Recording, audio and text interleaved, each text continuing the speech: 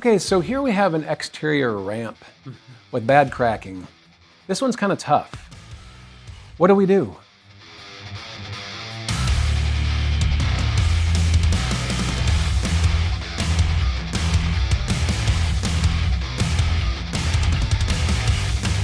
Well, they have a couple issues going on. Obviously the cracking is one issue, but they also have problems on rainy days. The forklifts don't have good traction going up and down this. Over the years, the broom finish has worn away. So what we're gonna do is we're gonna come back in, we'll clean up the cracks, we're gonna do a fast fix repair on it, get all the cracks done.